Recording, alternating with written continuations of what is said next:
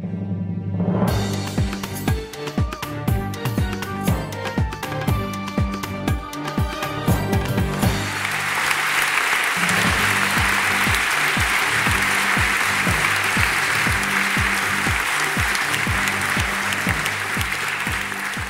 and gentlemen, a very good evening to you and welcome to this, the latest in our series of Doha debates sponsored by the Qatar Foundation.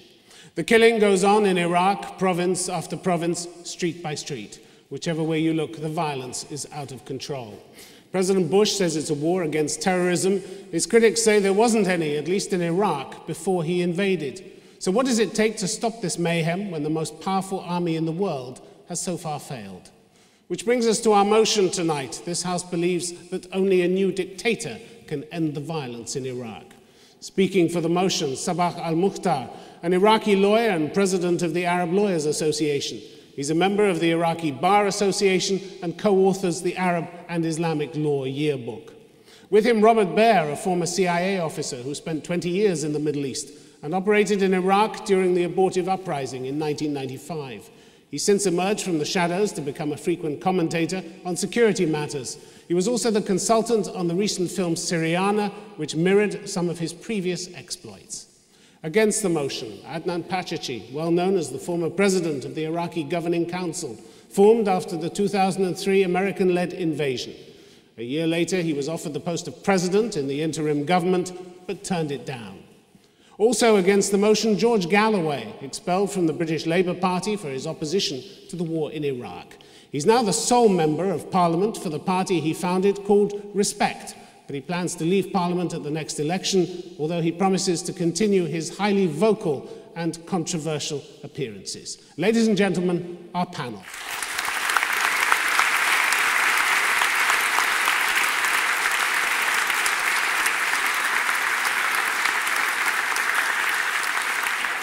And now let me call first on Sabah al-Mukhtar to speak for the motion.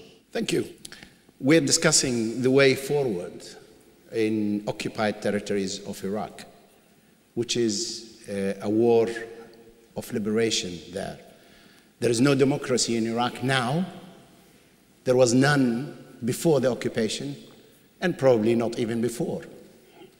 Democracy is a system of management which comes into play when there is a functioning state that needs to be managed.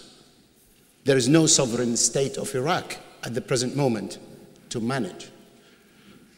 There can never be democracy in a state of war, national emergency, and certainly not in a situation where there is an occupation and liberation. We have a vivid example in the United States of America. After 9/11, when almost all rights were suspended of the citizens, we had the Patriot Act.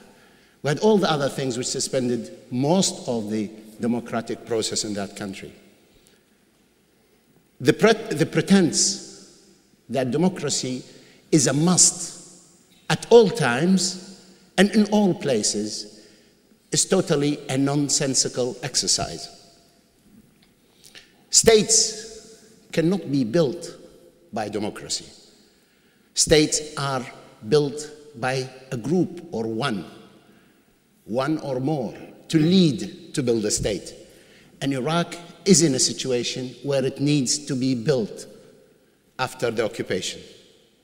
All creative ideas come through diktat, religion, politics. Every one of these ideas started by one or more, a few, but certainly it wasn't the consensus of everybody. The war of liberation in Iraq, by its nature, is not a democratic process. It cannot be. We cannot talk of democracy when there is occupation. Democracy is a very good thing to have, but you cannot import democracy, nor can you impose it from the outside. Democracy requires the rule of the majority of the free, not the people who are under occupation. It's for these reasons I move that Iraq, in the present circumstances, needs a dictatorship to be rebuilt. Thank you.